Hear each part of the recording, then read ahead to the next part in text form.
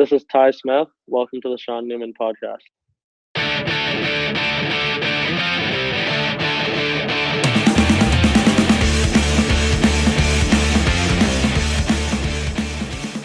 Welcome to the Sean Newman podcast. Today, I'm joined by Mr. Ty Smith of the New Jersey Devils, Spokane Chiefs, Lloydminster, Bobcats. How's Ty doing today? I'm doing pretty well. How are you? Yeah, I'm doing really good. So you're out in Vancouver right now? What's going on in Vancouver? What's got you out there, or have you been there multiple years? This is my second full summer out here. Kind of when the season ends, I like to come out here and have a pretty good setup, I guess. Brendan Gallagher from the Habs has a place here in Tawasin, just a little bit south of Vancouver, and he lets me live with him, and I spend my summers kind of hanging out with him, and his dad's our trainer, so we go work out with his dad 5 or 6 times a week, and then my skills coach from when I played bantam here my second year. He's down here as well, so I get to hop on the ice with him a couple times a week. So definitely a lot of fun down here, and a really good setup for me. So I'm definitely pretty fortunate. What's training with an NHLer like? I mean, he's a pretty competitive guy, so it's definitely interesting. I mean, it's not even just the training. Like our training group, I guess we've got a couple other guys, Stetcher from the Canucks, and then probably the bigger name would be Lucic. He's definitely a different guy to be around. He's pretty tough, I guess, maybe a little scary. Maybe a little scary. Yeah, when we're on the ice with him, he's you don't want to miss a pass when you're passing to him, or if you're going against him in a battle drill. So training with those guys, it's a lot of fun. They're always bugging me and picking on me, so it's pretty fun being down here with them. I gotta ask, what's a battle drill with Milan Lucic like?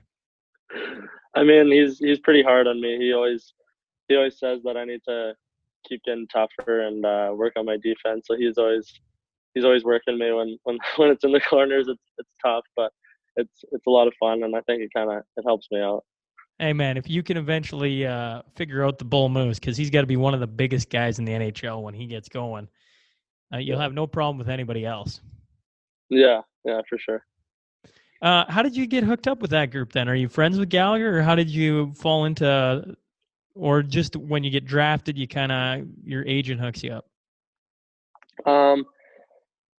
Yeah, I kind of started my second year bantam. My dad was pretty busy, kind of running us around with having my younger brother and younger sister. Um, he had a lot going on, and we had a lot of help from people around Lloyd helping us out, getting us places. But um, he did a bunch on his own, so it was something that I was kind of looking to do, is go to an academy. I mean, I guess being the player that I was at that time, and kind of looking to continue to develop and mature at a younger age. I guess we kind of heard through my agent, which is the same agent as Brendan. Okay. So Gally and I have the same agent.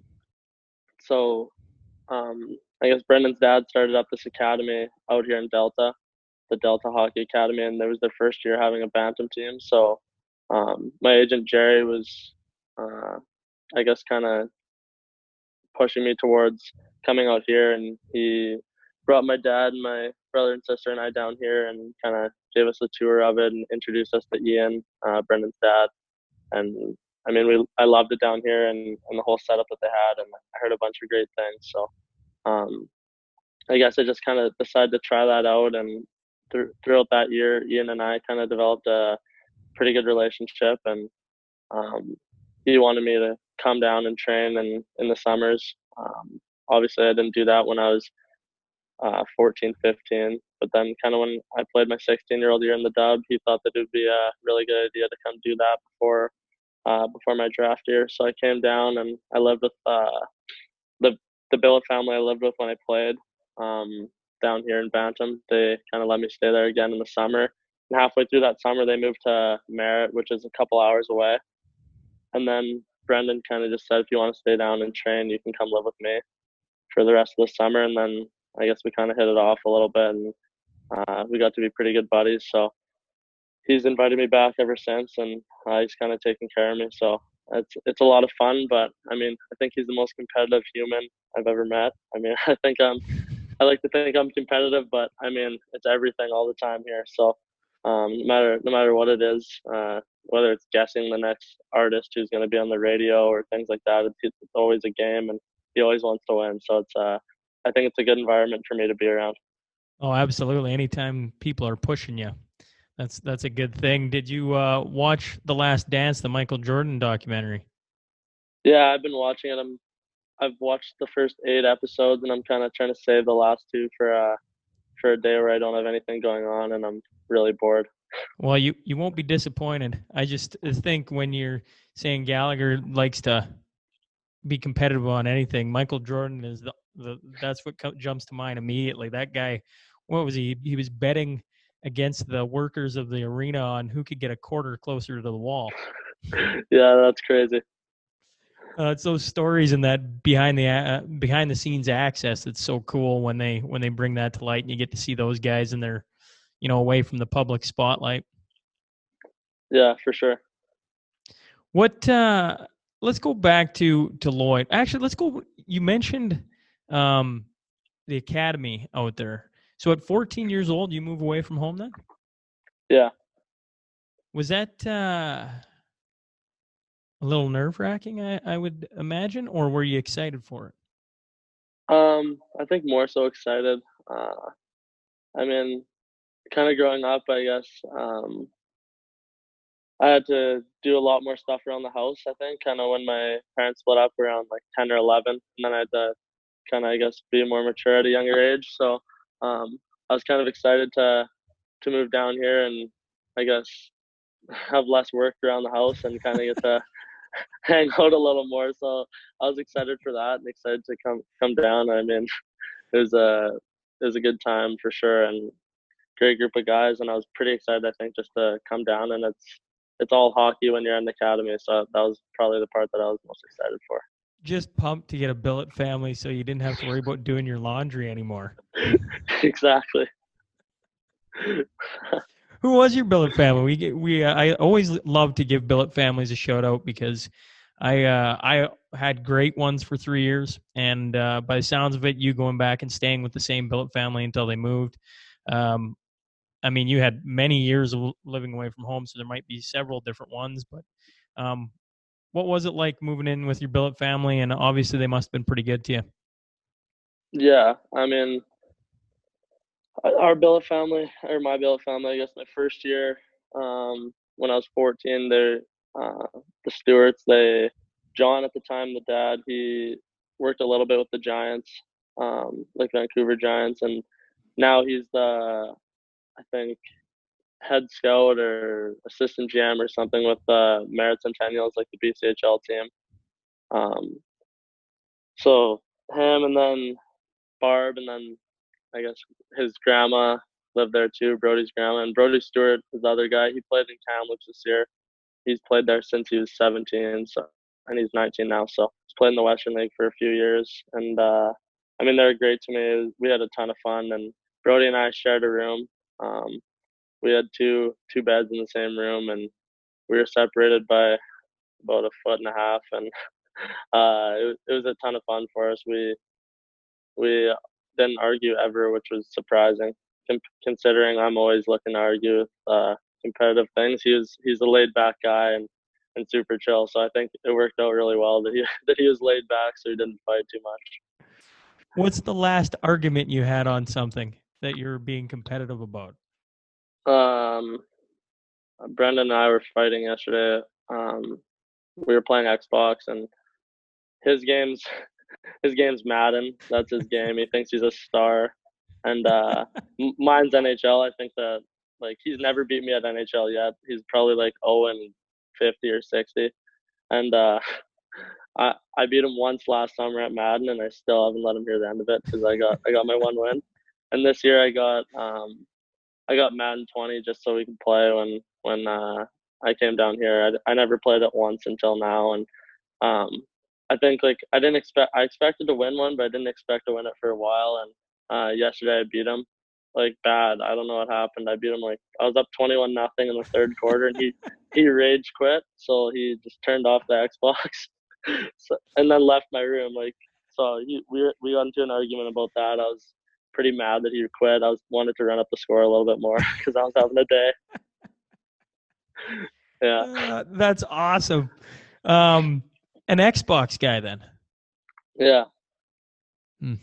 PS4 on this side. I mean, yeah.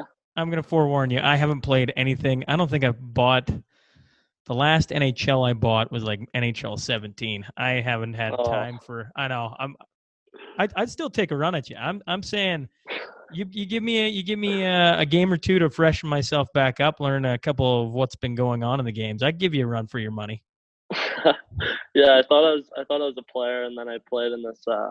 Akil Thomas, the guy that scored the golden goal this year at World Juniors. Yeah. He's got his clothing line, his Zale apparel, and he had this tournament going on, and I had to get up at 7 o'clock yesterday in the morning to play in this tournament because I committed to playing, and he put it out there that like all the guys that were playing, so he had like fans and stuff, I guess, registered, and his clothing line sponsor it, and I won the first round, and then the second second round I got spanked by some I didn't know who it was, just a fan, and they spanked me 5-0. So I guess I'm not as good as I thought I was. I need to keep working. Well, it's pretty crazy now that you go to the bar and there when there's no NHL games on, there'll be EA Sports games on, right? And they got those big tournaments now where you can win like millions of dollars playing video games. It's crazy. Yeah, it's wild. It's pretty cool. How about when you did come back to Lloyd and you played on the Telus Cup team in midget? What was special about that year? That was the first year for me that I got to see you play. Took the wife who had just moved up from Minneapolis here, and I took her to a hockey game, and I told her what we were going to watch, and she was kind of laughing. She's like, "All right." And then we got in the building because you guys are playing the BC representative, and the winner of that series went to the Telus Cup, and that place was rocking. The Civic, I haven't seen the Civic like that in a long ass time, and you stuck out to me because I remember I didn't know who you were, and I was like, "Hey, who's this kid? He's pretty good." And then I found how young you were, and I was like, "Oh, holy crap!" Right? Like talented, talented player, but an even more talented group. Like that team, I've had some of them on here. The Zane Franklin, you mentioned, Jackson Clusie, Bryce Kindop, who just signed with Anaheim, Chase Waters over at Saskatoon Blades, TJ Lloyd playing Junior A, while actually now he's playing for Bowling Green. I mean, the list goes on. Logan Gainey, Parker Soretsky, Ryan Shetler, Austin McGrath, and net, right? Like, what was it about? Like, that is an absolute wealth of talent you guys had that year, and you came within inches of winning it all. Yeah, I mean that year was a ton of fun. When I went to the academy, I decided before I even went that I'd come back for my last year of minor hockey, I guess, and play it in Lloyd and spend it at home before going to play in Spokane. So I guess coming back was pretty exciting. I mean, um, obviously Travis is the coach. I get along pretty well with Travis, so I was happy that he was coaching the team that year. And then, I mean, I think we just got, uh, I mean, in a way, very fortunate with guys coming back. I mean, um, lots of guys we thought would play junior, and they ended up coming back. Like even a guy like Frankie, like, um, I mean, everybody was like, yeah, there's no way he's back, and then comes back, and Kendop and Gainey and Soretsky and TJ and Shetler, like all those guys were all supposed to play. Leslie too, they're all supposed to play um, junior, and then I mean they came back, um, and even our third years were all good players too. I think there was zero returning guys the next year after we were done. So I mean that normally doesn't happen in midget where guys can play 3 years. So I mean our group was definitely talented, and all the guys went on to play junior the next year, and um, I mean, our group just had a ton of fun together. It was a great year in that regard. We had a pretty close team, and I mean, it was a great time and pretty cool. We got to go way out east for the Telus Cup. Well, and you guys, like you win top defensive player of that tournament too, don't you? Yeah. Like that's pretty high company. How fun is it now in the dub going around and getting to play the Kindops and the Waters and the? I mean, you see some of them more often than others. The Frankies. Like how much fun is that when you guys roll into each other's buildings and get to play against one another? It's a good time. Yeah. I mean, Frankie, he's a points guy this year, so he's maybe turning a little soft, but whenever he plays me, he definitely he lets me know.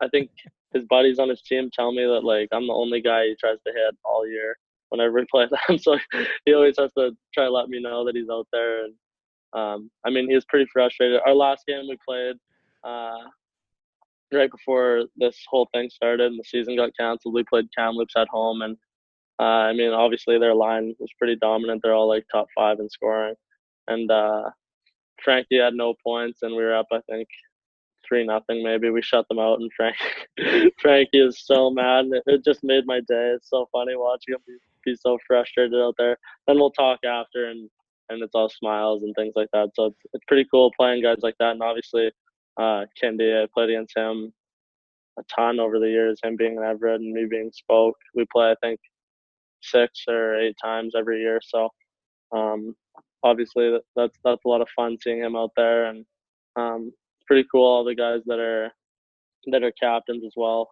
Kind of, it's impressive. All the guys from Lloyd that captain their teams. So even like ceremonial puck drops against them because Spokane has one of those every night. So um, whenever a team comes into play, well, I'll get to do that with those guys. So it was definitely a lot of fun. And um, I mean, this year my brother played on the Pats too. He joined that team in probably November. So I got to play against him for the first time ever. Same ice sheet as him, I guess, playing competitive hockey ever because I always played up a year until bantam, and then that year he didn't make the team. So um, playing against him was unbelievable, and I mean just playing against all those guys from Lloyd's a ton of fun. So it's been pretty fun playing in the Western League against those guys. What position is your brother? He's a forward. He normally plays center, but he plays the wing, I guess, too. Did he dump it in your corner? Did you get any shifts against him? Yeah, actually, we beat them 6-2. Obviously, the Pats didn't have a great year, but he did dash me up late in the game. It was 6-1 for us, and I was on the ice. They were on the power play, and he plays in the power play sometimes. So he was out there, and our guy just stepped out of the box, and one of his buddies gave him a backdoor tap in, and he scored. He said it was like the best thing ever because he dashed me up, and all our family came down to watch. So it was pretty funny. That has got to be well, you can hear it, a special experience to have your brother step on the same ice sheet. I got 3 older brothers, but we were never, the only time we got to play with each other was in senior hockey. We were too far apart, right? When there was never, none of my older brothers played. Uh, well, none of us played in the WHL. So there was never an opportunity to have a 20-year-old versus a young 16, 17-year-old coming in kind of thing. So the only time we ever got to play together was playing senior hockey, and that's still fun to be with your siblings. And that's pretty cool of, to come up against them. And I was, maybe you could have laid a hip check on them or something just to let them know you're there. Yeah, I mean he was letting me hear it a little bit. I had a bit of a slower first half in regards to points and goals. And then my brother joined the Pats and then came on the U.S. swing, and I think he scored like 4 or 5 goals on the trip, which was like I didn't even know if the Pats would score a goal in the U.S. Like it's a pretty hard division to play in, and he was beating me in goals at Christmas time. I think he was beating me by a couple, and then we were neck and neck for a while there, and he was bragging about it whenever he was ahead of me in goals. So uh, thank God I heated up a little bit late to beat him. Otherwise, I would have never heard the end of it. How about the 8-point night? What was Yeah, that like? Like, were you just like, I step on the ice, the puck goes in the net, or what? Because I mean, that was the only other time I saw anything similar to that, and maybe it happens in junior hockey and you just don't get told about it, but was the Oilers when Sam Gagner did it. And I was watching that game, and it was just like every time he touched the puck, it went in the net. And every time that night, I'd look at Twitter, there was another, oh, Ty Smith puts another one in, or another, oh, there's another point. And it just kept going up and up and up. What was that like to play in? Yeah, I don't know. It was my dad's birthday actually. He was turning 50, so he decided he was going to make the trip down to Spoke for the weekend. We played Seattle on his birthday, and I think it was a Friday, Saturday. Played Seattle Friday, and then Tri City Saturday, both at home. So he wanted to come down and watch. So we hopped in the car morning Friday and the game, and I guess I told him I'll try to get a couple for you tonight. Like he's always on me like that. I've never had a 5 point game in the dub. I've had one, two, three, and four enough, but I never had five. I had seven when I was 17 once, but I never had five. So he was always on me. So I said I'll try to get five tonight for you for his birthday. And I mean I think I had five like halfway through the game, and I had two goals, and I'd never had a hat trick before. So I mean I was hunting for the hat trick at that point, I think, and I was pretty fortunate. My buddy gave me a complete gift on the back door, and I tapped it in for the hattie. But I mean, the game was pretty wild. I think first couple shifts, I had a couple goals, just on the power play, and Roddy Ross is their goalie, and I knew him kind of growing up. He played on the Border Stars with me, but so I knew him a bit, but they were resting him, I guess, so he didn't play. They started their backup, and the first couple of goals I scored, my coach came down to me and said, like, keep shooting, like they're going in for you right now, just keep shooting. It's gonna be there all night on this guy, because I guess high glove was pretty open, and I just kept going, and I mean, before I knew it, I think I was at five or six, and then um, I got to seven, and all the boys were like, "Are you kidding me, man? You did it again!" And it was lucky. Like I guess I was just things were going my way a little bit, and then I got kind of late in the third.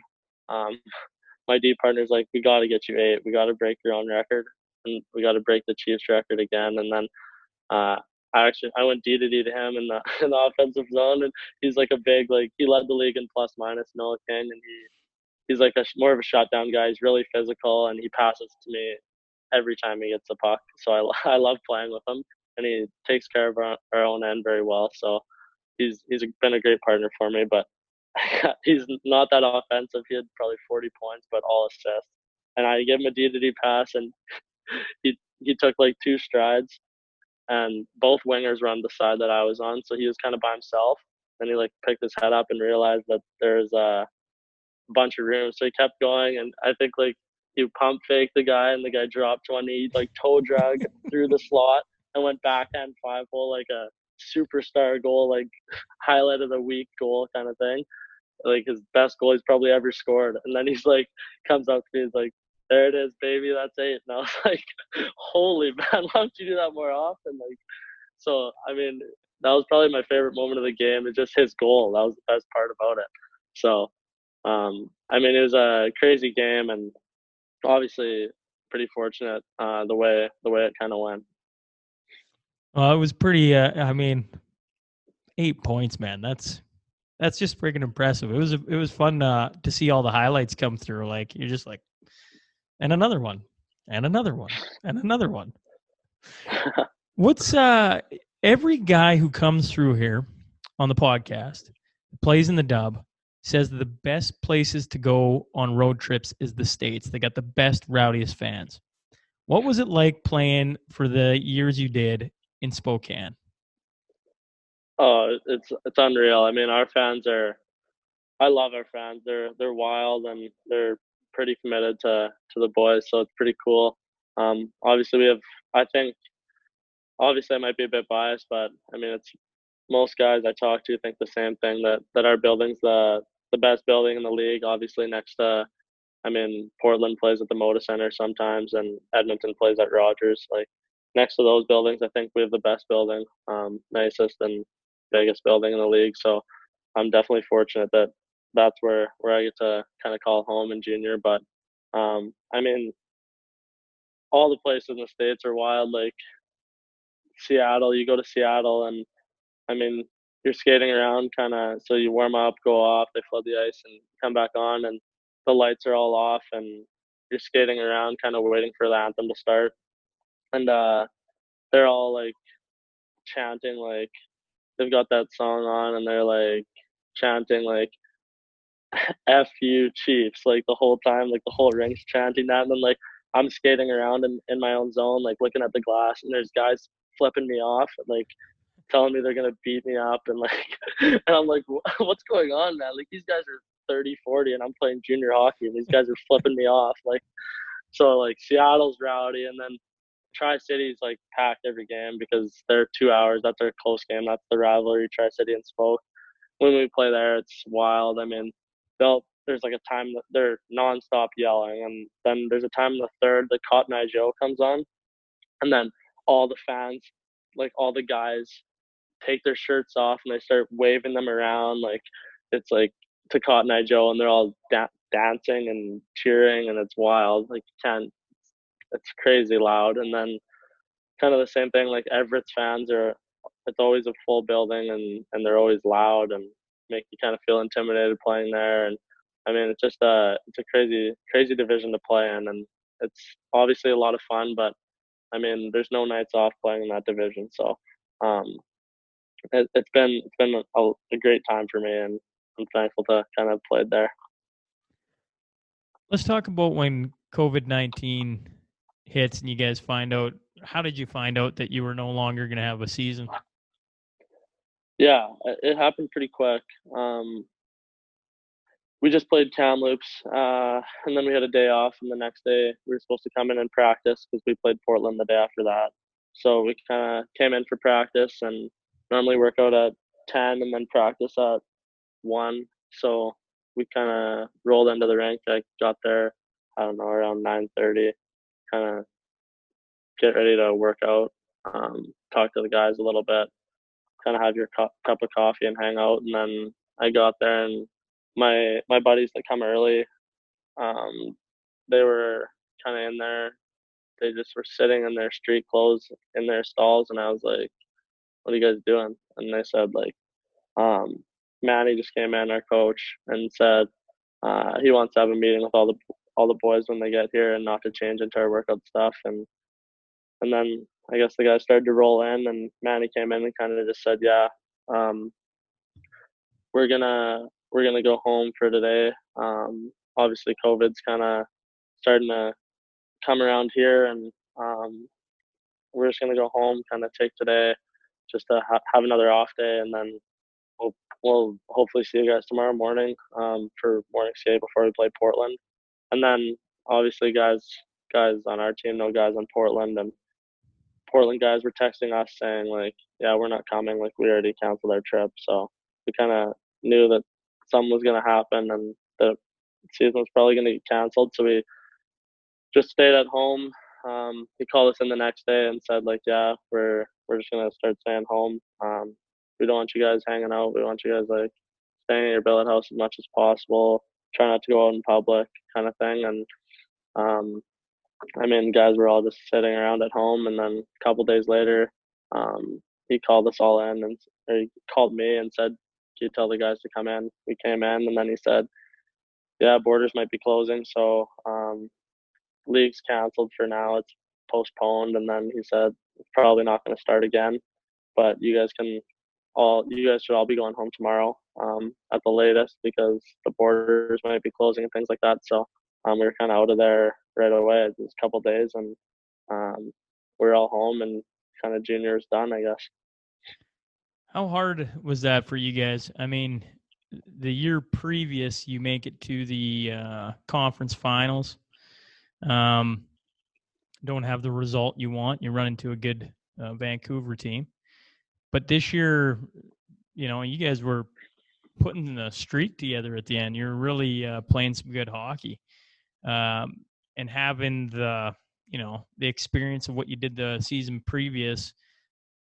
Who knows what happens in the playoffs? I'm sure you guys at the time were feeling extremely confident that you could do some things. How heartbreaking was it to go that way? And probably for yourself, and there's others, it could be the last game they ever play in the WHL. Yeah, obviously that was tough. Yeah, we were 10 games in a row. We won, and 15 of our last 16 we won. And in that span, I think the only team that beat us was Portland, but we beat them as well. We beat them, Everett, Kamloops, Edmonton, Medhat, Lethbridge, like all the top teams in the league. We were beating finally, and it was kind of just we were injured the first half. We lost one of our good 20-year-olds, so um, we had two 20-year-olds for I guess all the way up until after Christmas, and then um, I mean it took us a while to put it together, but it was kind of all starting to come together for us, and we were playing our best hockey, and we kind of felt like going into games we just felt like we were going to win. So I mean, obviously you got to give credit to teams like Everett, Portland, Kamloops, Edmonton, those kind of teams that they did have some good teams, and you never know what would have happened, but I mean, I was talking to Bryce about it, and I mean, they didn't want to play us first round. Obviously, we had to play them or Portland because our division was so tough. But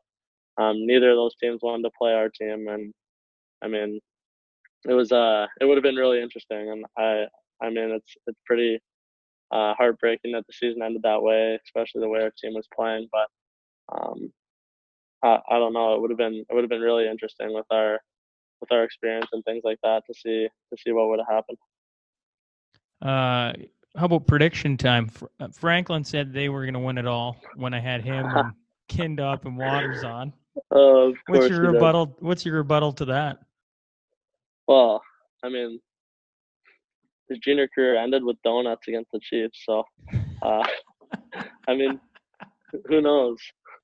No, I don't know. I don't know what I could have predicted. Obviously, me playing on the Chiefs and the way we were playing, I definitely think that we had a shot to win it all.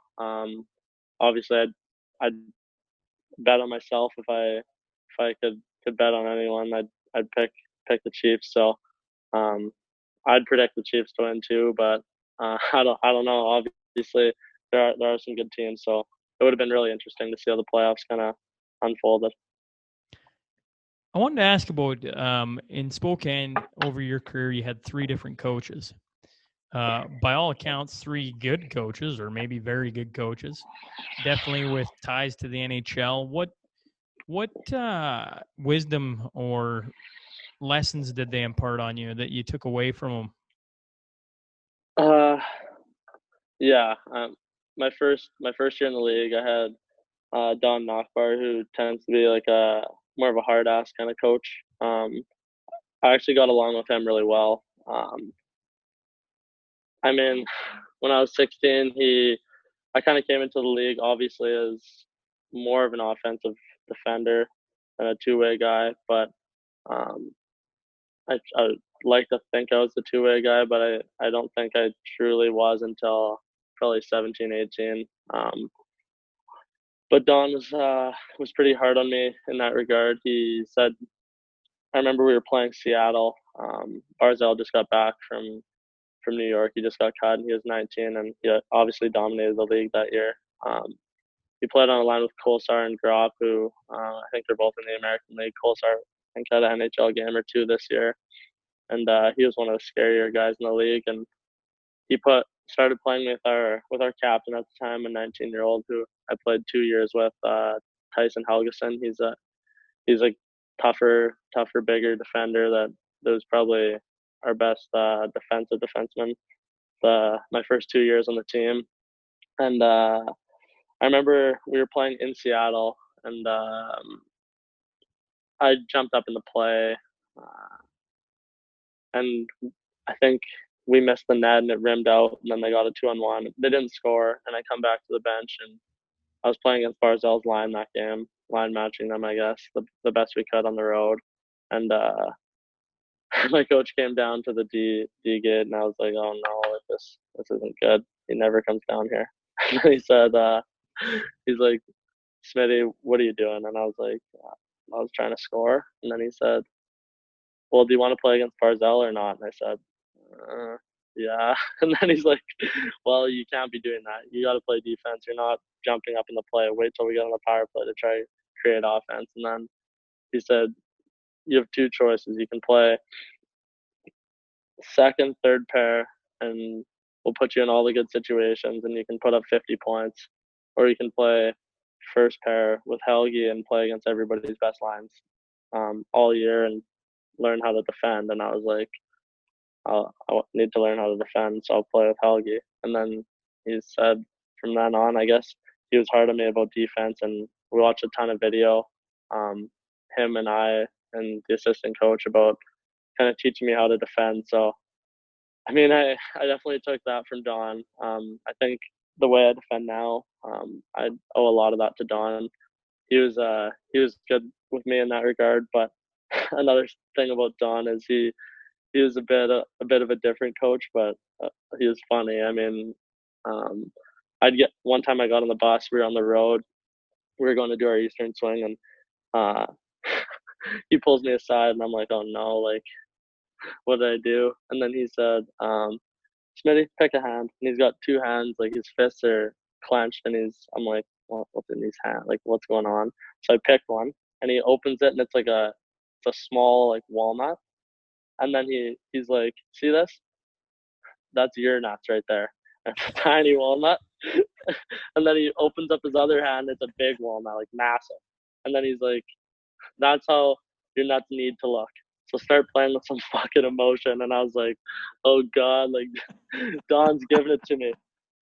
And so he lets me hear it about that I need to be tougher and all that kind of stuff. And I'm 165 pounds, like 5'10", playing against older guys and good players. And then we're in Prince George another time with Don. And I mean, the guys still, this year, still bring up this story. Like, it's probably got brought up 3 or 4 times. I think it's the boys' favorite. When I was 16, I was pretty fortunate. We didn't have much for offensive defensemen, and I played on the first power play with like Kyler Yamamoto. He was on one half wall. Anderson Dolan was the other half wall, and then we had a 19-year-old Hudson Elenak who played in the A this year, and then Kyler's older brother Keanu. Those two were kind of down low. He was 20, and then so we were pretty good. I think we were like top 5 or so in the league for a team that was almost last in the league. We were pretty good, and I always would pass to those two guys because they were pretty auto from the half wall. So Don said, like, we're like a quarter of the way through the year, and he's like, Smitty, like, you might have to start shooting the odd one. Like, guys are starting to take away that. So he's like, Prince George is going to do it. And then in the pre-scout, he showed us that. And then I got the puck, like, first time on the power play, and, like, wide open to shoot, like, from the top. So I shot it. Goalie catches it. We normally stay on the whole, like, almost the whole power play. Pulls us off right away. The guy, like, the guys, the older two guys, Elenak and Yami's older brother, they're like, Smitty, what are you doing, man? Like, why are you shooting? And then Don comes in and he's like, yeah, Smitty, like, you gotta pass it. And I was like, you just told me to shoot. And he's like, no, you gotta scratch that, pass it. Then we're in between periods. First period ends. Don comes in the room and he's like, Smitty, are you kidding me? And then I was like, oh no. And I was like, what? And then he's like, fucking Pee-wee shot. I can knock that thing down at the end of my dink. And all the boys, like, they're like trying not to laugh. Like, we're getting stroked by Prince George right now, and the boys are trying not to laugh. Like, he calls me out, and he's dead serious. And then he walks out of the room, slams the door, and he's so pissed. So I was like terrified to shoot the puck the rest of the year. So I think that might be why I'm a passer on the power play for the most part. You put up, hey, I tell you what, you don't put up 50 points. You had 3 years in a row of putting up, wow, What was your high side? 79? My 17-year-old year, my draft year, I had 73, but I played almost all. 73. I played 69 games. So I played almost all of them. Yeah. So I don't think you have any problem shooting the puck from what I saw, but that is pretty good. For Oiler fans out here, what was playing with Yamamoto like? Yami's. I mean, I played with lots of great players. Yami might be my favorite player I've ever played with. Obviously, I spent a couple years with him, so it's different than just those kind of one time things like those World Junior things or I don't know things like that. But he's he was talented, like so talented. His attitude, he's hilarious. He's always like, I'm like, should we do this? And he's like, we'll just wing it. Like it's whatever. Like he's so laid back, and um, I mean, I think we read off each other really well, and we both kind of enjoyed each other's creativity. So I think my draft year, I mean, I think I scored 14 and I had a few overtime winners, and the overtime winners were all tap-ins backdoor from Yami. So I kind of would just skate around the zone. We'd all be skating around, and I'd quietly go to the back door, and it would just go off my stick and in. Like he's such a good playmaker, and he still scored 40 or whatever he scored. Um, but he's definitely a treat to play with, and I'm not surprised at all at the success he's having and the comments Draisaitl's made about him and how much he likes playing with him. Yeah, I think he surprised a lot of Oiler fans because when he first came up and then got sent back down, he's just not a big guy. So you kind of stare at him and you're like, I don't know. I don't know if he can hack it. And then this year I was like, holy crap. Like he's going and he's there. And you put him on a line with either Draisaitl or McDavid, geez, that's pretty good company. Yeah, for sure. I I remember when he was 18, he was probably weighing like I don't know, 18, 19, he was probably weighing like 160 if that, like 150 most of the time. Like he was crazy light and obviously short too.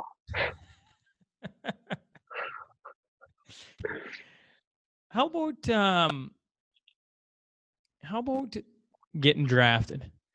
The draft was in Dallas that year. You fly down. You probably have a decent idea of, you're going to go. You just don't know what point you're going to go.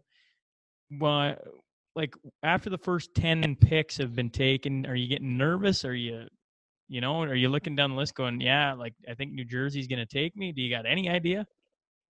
Um, I mean, my agent says that I was the most like relaxed guy he's ever went to the draft with because I mean I'm good buddies with a lot of guys that got picked, and I was like pumped for my buddies when they'd get picked. Like they're like really good buddies of mine. Lots of the guys that got picked ahead of me, and it was pretty cool and interesting to see the way it all unfolded. Like I'm a stats guy. I like looking at all that kind of stuff. So I mean I was interested in the whole process, but so on the outside I was laughing and having a good time. But obviously um, Edmonton talked to me a bunch and um, took me for dinner a couple times, and Edmonton was one team that I thought that there was a pretty good chance I'd go to. I knew they liked Bush a lot too, so I wasn't too sure, but um, kind of around there after Bush went, Islanders had two picks in a row, and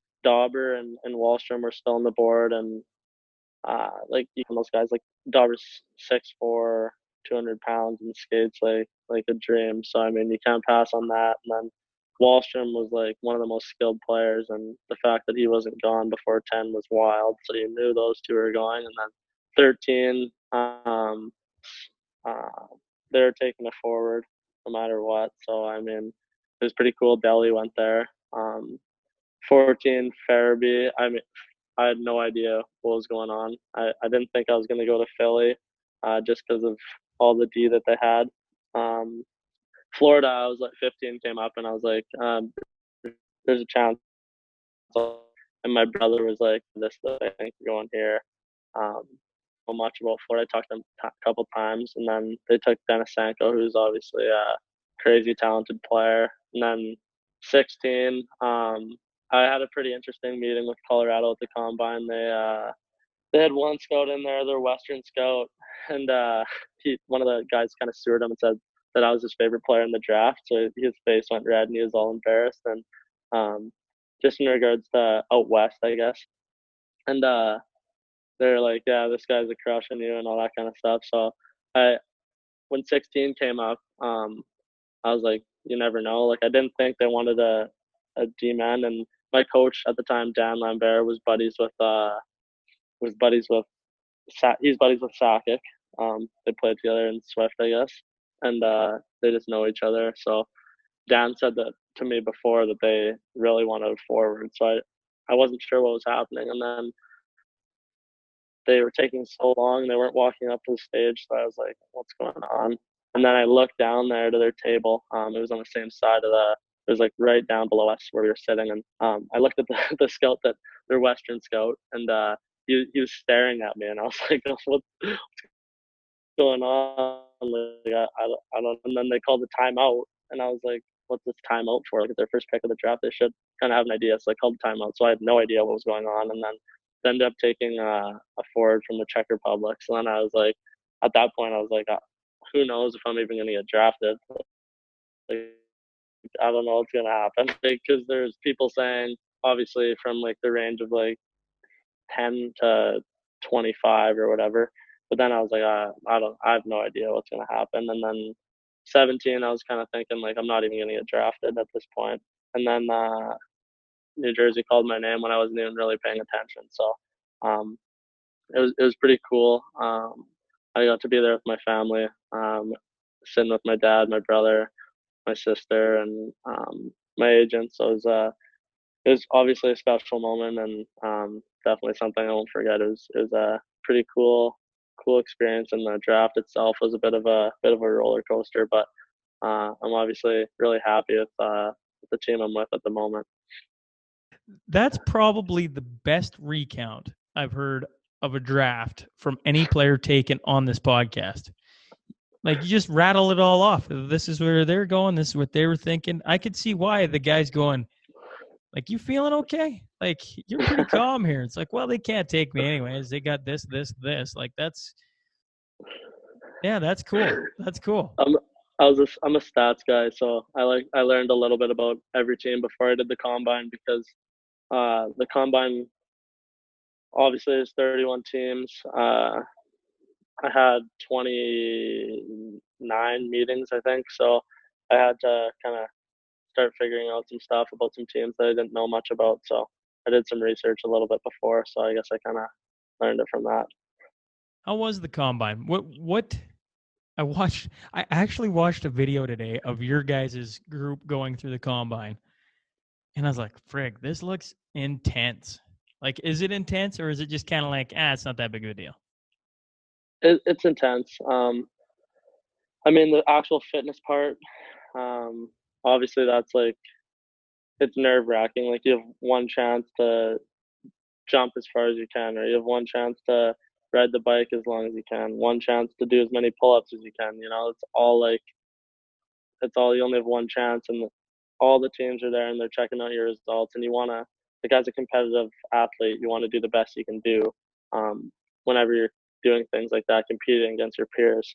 So that part was intense, and then I mean, for me personally, that part was more nerve wracking. But for the majority of guys, the more nerve wracking part's the interview part. Lots of guys are nervous with that kind of thing, and then they have agents kind of telling them what they're supposed to be saying, and things are scripted, and then they get more nervous because they're thinking about that stuff as opposed to thinking about just having a conversation. So, I mean, that was one thing I thought was pretty cool for myself, that my agents didn't even say anything. They just told me to go be myself and like enjoy the whole experience. And I think for me, that made it really easy on me. And I, the actual interview parts, other than having to get from like one to the next one, and like, I mean, telling teams that you got to go because like you're supposed to, like, so if you have your first one at 8:10 and your next one's at 8:35, and you're talking to that team, and that team still got you at like 8:33, you have to be like, I never had to say it, but you're supposed to say, I gotta go, like you're keeping me too long. But then I just like have to sprint to my next one because they keep me 1 minute before my next one, and it's all in suites around like the rink in Buffalo, and I mean that part was stressful having to get from one to the next because you don't want to be late. But I mean, other than that, I enjoyed having the conversations with all the GMs and scouts and things like that. It was kind of interesting to see what they had to say, and I mean, I have some buddies that like had some tough times at the combine. So I mean, I'm pretty fortunate for the way things went, and that it was fun for me. Was there a memorable conversation? Was there one that just sticks out when you look back at meeting whichever team? Um, yeah, there's a couple. I mean, obviously Colorado's a little bit. I remember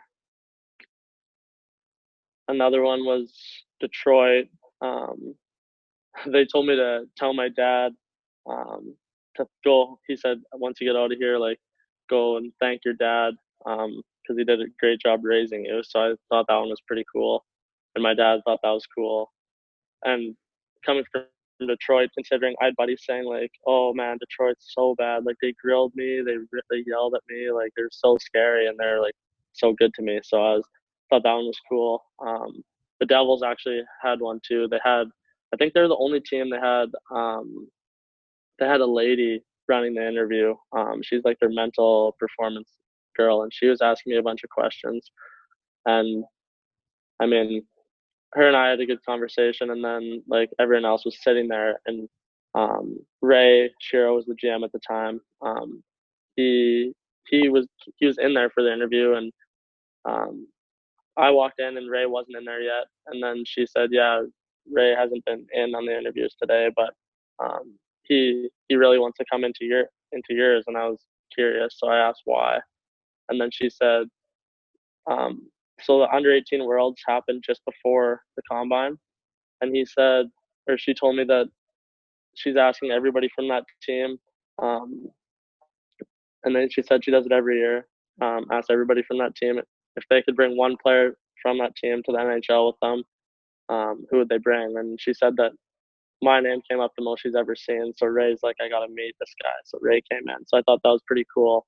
And then I didn't really even think about New Jersey taking me. And then they ended up taking me. And her and I are good friends to this day, and she always checks in and calls me and things like that. But I think that was pretty memorable, and I mean the whole combine was pretty memorable. But um, I had a weird one with Washington because they're in the Cup finals, and I didn't talk to Vegas, but Washington I did, and they I walked in and there was just two guys in there because like their whole staff was gone because they're playing for the Cup, and the two guys were kind of just like regional scouts, and they had like a car that could have been facing either way, and they're like, "Which way is this car going?" And I was like, "I think it's going left." And they're like, "Hmm, interesting." And I was like, "Yeah, which way is it going?" They're like, "Oh, we're not telling you." And I was like, "Okay." And then they just like awkwardly sat there, and then they laughed at me, and then they're like, "Okay, so like, how's the combine? Like, you having fun? Like, oh yeah, like, how are things? Like, you doing anything fun this summer?" And then I was just like talking to them, and then they're like, "Okay, have a good day." And I was in there for like 5 minutes, and it was weird because like I didn't expect that at all. Like all the combine stories you kind of hear, so it was pretty memorable and good. And I remember another one. I remember all mine, but there's I think it was Columbus maybe. They told me that the one scout in there from the West said that he's like, yeah, you had 73 points this year, hey? And I said, yeah. And then he said, that's weird. And I was like, why is that weird? And then he said, um, I didn't think you were dynamic enough to put up 73. And I said, okay. I didn't know what to say, and I was like, well, I guess I got lucky then. And he's like, I don't know. I didn't see it before, but I mean, I have to give you credit. It was a good year, and it was, I don't know, it was pretty. I didn't know what to say. Like, he was calling me out for not being dynamic enough, but I didn't know how to respond. So, I mean, it was a pretty fun time for me. It was interesting just to hear what all the guys had to say. How about the different stages or whatever they call them, where you got pull-ups, you got bench press, you got the jumping. Did you have one that you just like? Oh, yeah, I'm looking forward to this. Like I can jump extremely high or something. Um, all, like my thing was probably the the VO2. I I like to, I guess, I like to run, so I like distance running, and I did like track in high school. In Lloyd, I came back for that, and I do track like the 1500 meter, and was my favorite one. So I was kind of looking forward to it, but at the same time, like no one looks forward to the VO2, so I wasn't really excited for anything, and I was probably like I don't know, like most of them, I was like, oh, I'm gonna get crushed at all these. Like jumping, I can't jump that far high. Like the grip strength, I'm like, I'm gonna embarrass myself with the grip strength. I'm like the weakest guy here. Height and weight, I was like too light, too short, kind of thing. And then, I mean, bench press, I'm brutal at bench press. Actually, I like the 5-10-5. Like you start on the line, you're in 5-10, and then back five. And I think I actually finished pretty high for those, both right and left. So I think those are like probably my best ones. Which I mean, I like that one because it was an easy test. But um, I don't know. I'm not the biggest the star in the gym. If you ask TJ, he'll let you know about that all the time. Lloyder's a bit of a gym rat, and he would always try to big dog me in the gym. So. Let's go to August 20th, 2018. I believe it's the day you signed your 3-year deal. How big of a day was that? I mean, it was pretty cool. I was actually out here living at Gally's place, and I think Gally he wasn't around. Um, I was by myself. Like I was hanging out at home, and then like we'd been talking for like a couple weeks between my agent talking to New Jersey and then talking to me and my dad and what we wanted to do and things like that. And I was just at home, and like he emailed me the contract, and um, I had to go to Brendan's parents' house to print it off because Brendan doesn't have a printer.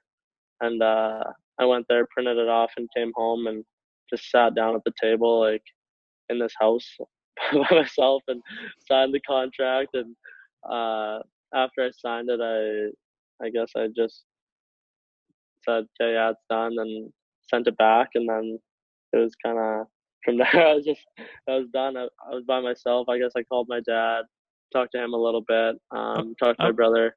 I was going to ask who was the first guy you called. Yeah, my dad.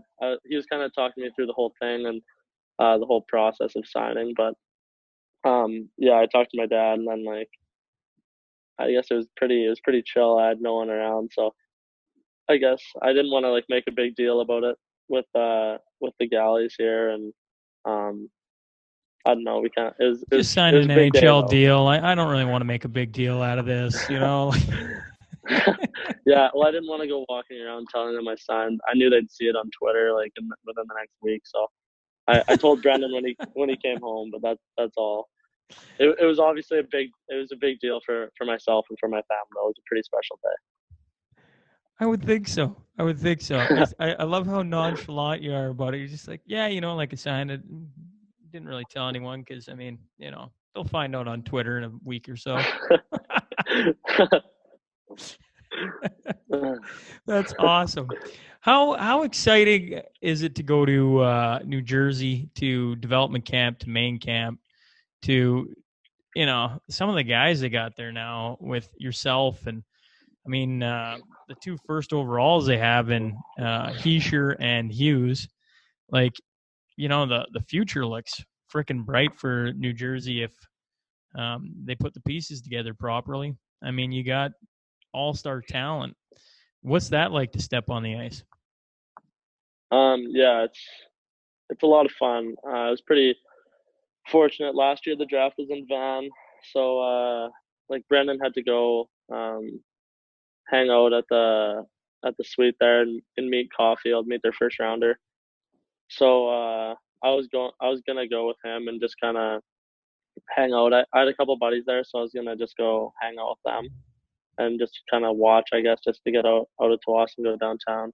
And I guess like just before we were about to leave New Jersey, um, one of their scouts called me and asked if I was around because they remembered I was in Van and they asked if I wanted to come down and hang out sweet and meet their first pick and whatever. So I said, yeah, I'm actually coming anyway. So I'd be, I guess, down to do that. And I kind of went to the suite and I was talking to, it was pretty cool. I mean, I was talking to their uh, defense development guy. Like, obviously, all their guys making the choices around the floor. But he was kind of explaining to me like how their lists work and like what their list looks like compared to other people. So I think it was cool to kind of see how the thought process works and how they figure it all out. And then Jack came up and I was out of the way. I was trying to just stay out of the way because it was like his day, his family. So I was in the corner just talking to the D guy when and Jack walked up and introduced himself. And then I knew Quinn a little bit because we kind of talked and hung out a bit at the combine. And um, Quinn came up and I was talking to those guys. And then from then on, I guess Jack and I got along really well. We talked from then on, kind of thing, a little bit here and there, and then we got to go through the whole like we got invited to the NHLPA rookie showcase thing. Clager was there too this year, and you kind of just go and like you sign hockey cards and like um, letters from your last name from your jersey and things like that. And then you go on the ice and they do like a photo shoot kind of thing, and then there's like a 3-on-3 like pickup game at the end of it all. So I went through that with Jack, and then we went to the NHL orientation thing like right after, and that was so that the first thing was in Washington D.C. Then we went to Virginia together. So we were traveling together the whole time. So him and I got to know each other pretty well, kind of through that stuff. And then we were in the same group for the orientation thing, and those were like full days. Like you got up at like 7 and you're there from like 8 till dinner time, and it's on a resort, so from dinner on it's nice. But the whole afternoon is just like seminar after seminar about like player safety, how they run this, how they run that, your rights you have to play in the league, and things like that.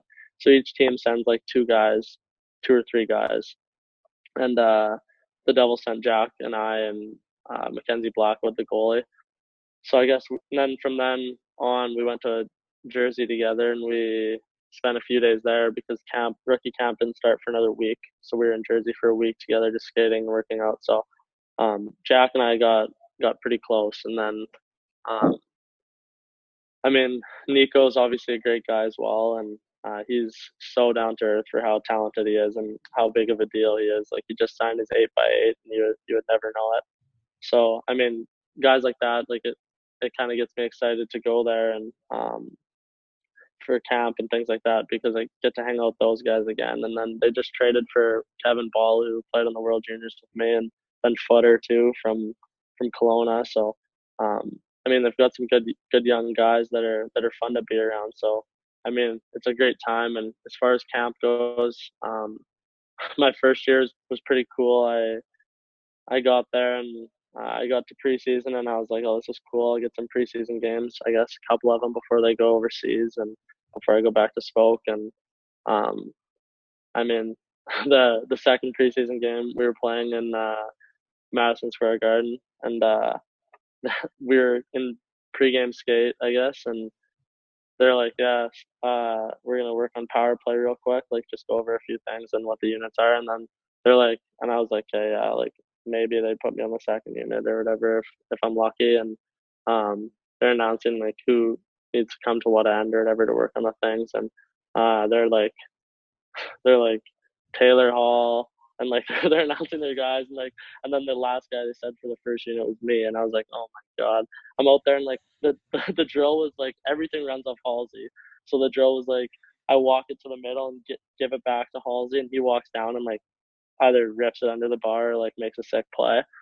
And I was like making like such a short pass, and I was still like, oh my god, don't miss, don't miss a stick. Like he will be so pissed. He's already so rattled probably that he's got a 18-year-old kid playing with him for this game, and I got a couple points playing with those guys on the power play, so it was pretty cool. And then that game we played two went to overtime, and I was like, okay, it's done. Like I probably get to play because they had Vatten and Severson and one more Butcher too. They're all playing that game, so I was like, that's three D-men. That's all they'll need. And then like couple shifts in, they said I'm going out there, and then they're like, yeah, you're going with Nico and Halsey, and I was like, oh god. So they put me out with Nico, Escher, and Taylor Hall, and there was like a battle in our end, and Halsey won the battle and popped the puck to up the wall to Nico, and then I just jumped straight from in front of our net, straight up the ice, and then Nico kind of like chipped it past their guy and went to go get it, and it was like a foot race between those two, and he got it like the face-off dot, and he was on his backhand, and I was kind of driving to the back post. We had like a mini 2-on-0, and he fed it to me back door, and I missed the net. And then I got cut like the next day, and I was like, oh god, maybe they would have taken me to Europe if I could have stuck that in the back of the net. I could have scored too. I've watched the video probably like 300 times since it happened, and Nico's like, then they didn't score on us that shift. They scored the next shift and beat us, and then Nico's like, come on, Smitty, you got to put that in. That's a gift. And I was like, I know. Then I saw the video after the game, and I was so mad because I know where I should have put it. So, I mean, just things like that, I guess, get me excited to go back there and start up again. What was Madison Square Gardens like? Because I mean, in hockey world, that's one of the rinks of, well, original six team, right? Yeah, it's unbelievable. I mean, I got to play there that year in preseason, and then again this year in preseason. Um, I mean, it's an unbelievable atmosphere. That like when you walk in there, just the way it's all set up, how nice it is, and the roof's really cool in there. It's just like it's a beautiful arena, and being able to play there is a ton of fun. And in preseason, lots of Devils fans get down there, so it's like kind of half and half filled with New York fans and Devils fans. So it's pretty cool. Just the whole atmosphere of it. It was really special that I got to play there a couple times in preseason. I mean, this year we had a tough one there. They dressed like all their guys. Like we didn't because it was on the road. So Panarin, he's probably like, I don't know. He might be my favorite player in the NHL. He's unbelievable. He like floats out there. Like he's just so sick. And then he scored a one-timer goal, like connector down, like right where the crossbar and post meet on the power play, and he did his leg kick. It was pretty sweet. Like I mean, I was on the ice getting dashed up, so I was choked, but it was pretty sweet. It was a power play goal, so I was PK, I guess, not a dash, but yeah, I mean, just the whole atmosphere is unbelievable. That's pretty special. What have you worked when you got sent back down to junior? I can't imagine that's an easy thing because you always want to be with the highest you can play. You want to be with the big club. What were some of the things you tried to work on away from when you got sent back down? I think just like physical strength was a big thing. And kind of last summer um, I had a tough summer, and like I didn't feel very good in New Jersey. I mean, I was the last cut, but I didn't deserve to make the team. The year before, I think I deserved to go to Europe, and I think I played well enough to stay. I felt like I was better than some of those guys, I guess. Maybe not better, but like good enough to go there before they made final cuts, like keep me as an extra guy. But this year, I definitely didn't deserve it. I didn't feel like myself at all. I think part of that is like last year, in the playoffs, we beat Portland in 5, and then second round we played Everett, and the first game was in Everett, and there was a guy coming to hit me, and I went to stick my stick out, like to cross check and protect myself a little bit. And my wrist like felt really weird after that. And then I went in like after the period, and I was like to my trainer, like I can't really like grip my stick very tight, like it's pretty sore. And he's like, okay, well we'll give you some Advil and like tape it. And like I was like, okay. And then I still couldn't even like it hurt to like grab my stick and make a pass and stick handle everything and like move it around. So I was like, okay, this I finished the game, and we won the game. Then game two was the next day, and I was like telling him like it's so sore. Like the next morning, I can hardly move it. And then same thing, he taped and gave me Advil before the game, and then played that game, and it's still same thing. Like it was bad, hurt a lot, and he's like he thought it was just a TFCC sprain. It's like that's a tendon in your wrist. And then we got home, and I was like, man, we have to get this like X-rayed or like MRI or something. So we did both, and MRI was fine. He said like, yeah, your TFCC doesn't look great, but he said it's not bad. And then um, the X-ray kind of came back, and they said that I had a fractured wrist. So I played those games with it, and then it was pretty sore. And then they had to call New Jersey for permission for me to play, and they said that I could, but they wanted me to like if it was bad, they wanted me to not play and whatever.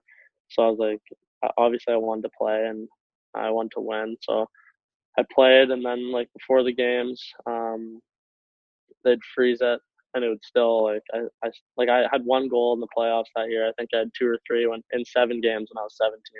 I had one goal in 15 games in the playoffs, um, and Philip Krall's our second power play defenseman, and he got a concussion, so he couldn't play. So our coach was playing me the full 2 minutes on the power play, and I couldn't shoot from the top, so I was strictly a passer because passing was like the only thing that like only slightly hurt. So it was frozen and taped, and then I struggled with that kind of throughout the whole thing. So instead of like a 6 to 8 week healing time, it took a lot longer. And then they started to rehab it in the summer. Um, like my physio guy here started to rehab it based on his knowledge that it was just a fracture. So, and I was like, this can't be right. Like, this hurts so bad. And it's been weeks of rehabbing. And then I went down to New Jersey a little bit before development camp to get another MRI and X-ray. And then the X-ray said like, yeah, it's still there, but like it shouldn't be hurting this bad. So then we got the MRI, and the MRI came back, and then it turned out that like I had a torn tendon in my wrist too.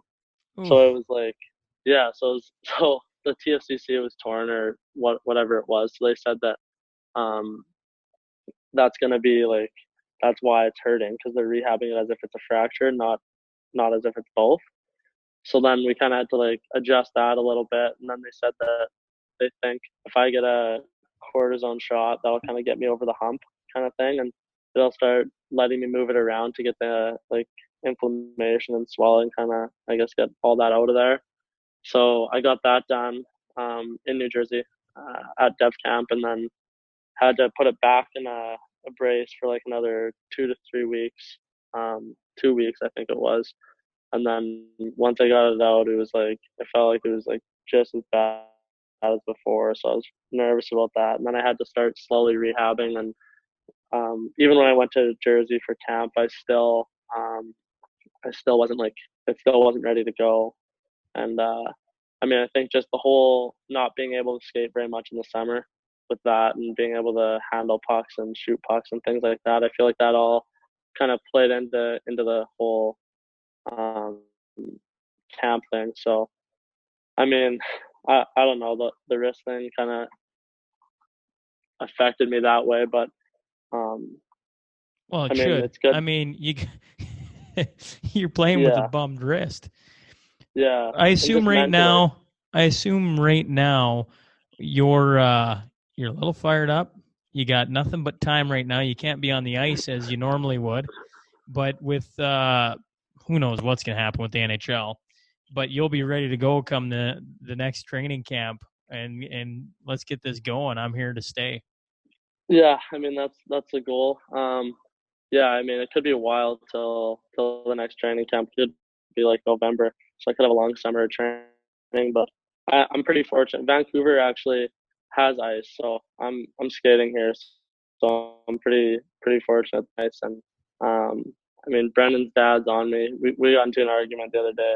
He wants me to be like, I'm 175, 76 pounds right now, and that's what I played at last year. And he wants me to be like 190. So we got into a fight because I said, I don't want to be 190. I want to be like 183. And then he finally moved it down to 187 at the lightest. So, I mean, we'll see how that goes, but I still didn't agree. So, it should be a good summer in that regard to kind of, I have a lot of time to figure out where I want to be weight wise, and I'm pretty fortunate that I have the resources kind of to determine what my weight's going to be. So I guess it'll be a good summer in that regard. When you're trying to go from 175 ish to 187, whatever you decide, 190, 183. Is there a strict routine they put you on then, or are they just like, here's some McDonald's, start eating? No, it's like I have New Jersey's nutritionist is really hands on with the guys, so he called me and he wanted to set up like a, I guess, plan for me. So I'm tracking like what I eat, I guess, the next couple days here, and send that to him. And then he's gonna call me again and kind of determine what he wants me to do. And I told him like he knows I want to put muscle on, but he also knows I don't want to, I guess, get huge in that regard. So he said that we'll start by doing like that, and then workouts are obviously going to be the same, lifting all the time and skating, and then because it's early in the summer, we'll be lifting now, and then I should be a little heavier than what I actually want to be, and then at the end of summer we start going to the track a couple times a week, and then we do more like running and movement type things. Um, so that'll start to bring my weight back down a couple pounds probably, and then I guess I kind of just work with the guy from New Jersey, and he kind of figures it all out for me in regards to like if I'm gaining weight too quickly or if I'm not gaining weight quickly enough. And obviously it will be muscle, like if I'm lifting and the food I'm eating is clean, it's just more of or more protein than normal or more carbs or things like that. So he said that if I'm too heavy, because I told him I didn't want to be too heavy, he said we'll pull back the reins and we'll put you on something to like just maintain your muscle and lose some body fat. So he said, well, we'll kind of work around all that. So I'm pretty fortunate that I have those resources. Yeah, that's something most of us don't have. Yeah. Well, I've been chit-chatting with you now for a little over an hour and 20 minutes, so I think we'll move on to the Crude Master Final Five. Just 5 quick questions here at the end. As long or short, we got no timeline. But first one is, if you could have a defense partner, who would you want? Can be anyone. Um,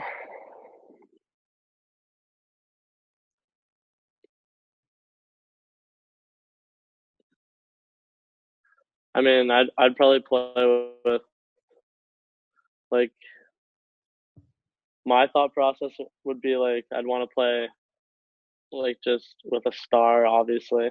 But I think like if I actually had to pick, it would probably be someone like the D partners I've had the past couple of years, like a bigger guy that's like I don't know, like a bigger guy that's solid defensively. But I think it'd be cool to play with like Drew Doughty or like Eric Carlson. Like those guys would be like dream partners for like one game, just how fun that would be, I guess. Yeah, those 2 guys are pretty good. I think it would be cool to play with Clagger for a game too. That would be pretty cool. Shout out to Mr. Clegg. What's a hobby you've picked up during COVID? I'm pretty upset about it. I couldn't fit my guitar in the car coming down here, but I started working on that a little bit, and I started to I know the chords and like couple of, I can play a couple little things, but I mean it kind of sucks I didn't get to bring it down here. But I guess now the course is open and Brendan lives on the course, so I get to golf and skate and work out and stuff. So I'm kind of away from that now, but I think probably playing guitar would be one thing. or just gaming, I guess. We play a lot of crib too. Ooh, nothing wrong with a little game of crib. Yeah, Brendan and I play every night. I'm up right now 3-2 in the series though, so he's pretty upset about it. We'll have to. He's looking to even it up tonight. You guys put anything on it?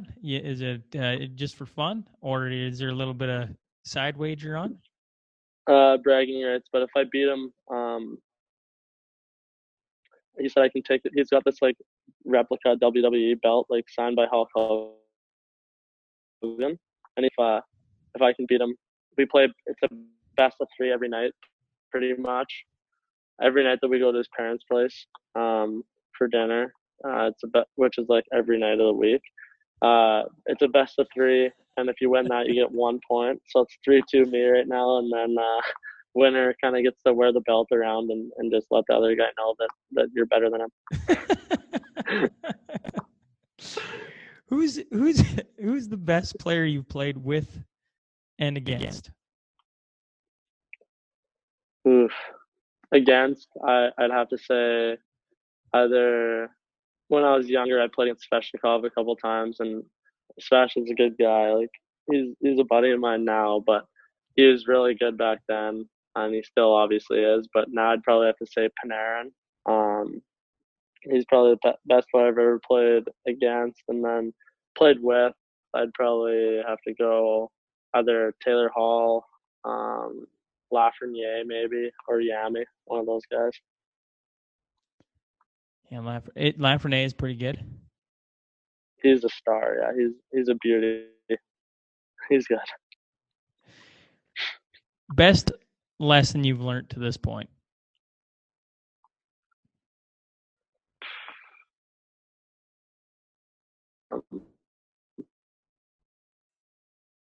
I don't know. There's so many over the years. I mean, I think. I mean, as a team, from a team standpoint, I'd probably say like you're only as strong as your weakest link. That's something my dad's always said, which is I find to be so true. I feel like if you have players that don't play as much, that don't feel like they're part of the team. I don't know all like how that all works, but I just know your team's not as successful based on like all the different teams I've played on, whether that's short term comp or like I mean a full season kind of thing. And then probably like individually, I guess just like don't ever get complacent. I guess I mean there's always somebody working harder.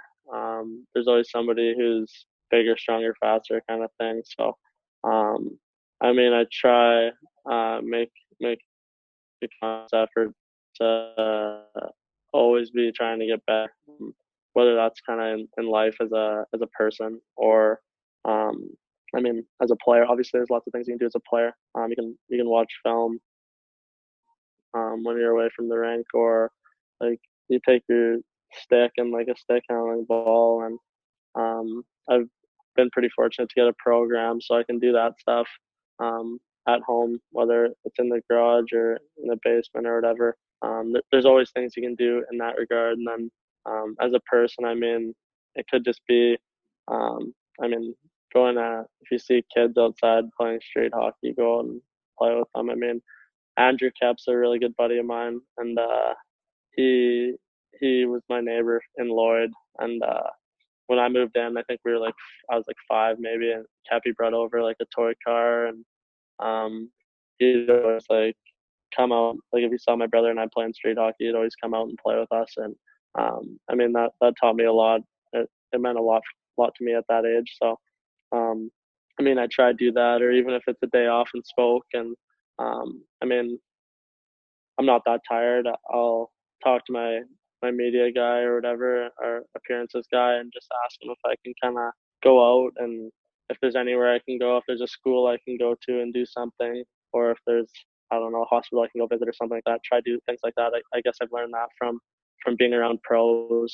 I mean, Gally does that well, and I heard McDavid's a guy like that too from Miami. So I mean, being around guys like that, I kind of learned how they do things and what it means to to other people in the world when you do them. That's super cool. That's like Yeah. really super cool. Final one for you, and I'll steal it from one of your interviews. If you could bring one guy with you to the NHL, who are you bringing? I've got to say I played with Eli Zumac. His name is. He had 86 points this year. Like he's a good player. He's a 19-year-old, and he just loves the game, and he's a great teammate, great guy, and he's my best friend. And he lives in Kelowna, so we try to see each other a bit in the summers, but we live together in Spokane, and I think he'd just be a guy that um, I think he just needs a shot, and that he'll do really well. He's been at camp, so he'd probably be my pick. I just like him as a guy, and I think he's pretty committed to the game. So I think it'd be a lot of fun to play on a team with him. Well, thanks for hopping on with me and talking a bit about your career. I'm looking at the list of things I had to still chat about. Like we didn't even talk about the World Juniors, which is, kind of sad. I mean, you did win a World Junior gold, but I guess that just means I'm gonna have to have you back on at some point to rehash a couple things and talk about some other things, and hopefully by that time you're suiting up for the big club and you got some more some more footage to show us all, and you're having some fun and carrying on with your career. But thanks again for hopping on. Really appreciated it. Yeah, thanks for having me. I think there's a lot of stories I didn't get to still, so pretty fortunate I've made a bunch of those, or just found a bunch of those over the years. We'll make sure we get you back on for a round 2. Perfect. Hey folks, thanks again for joining us today. If you like what you hear, hit the subscribe button. Or better yet, come visit us at our website, SeanNewmanPodcast.com, and leave us some feedback. New episodes every Monday and Wednesday. We'll see you there.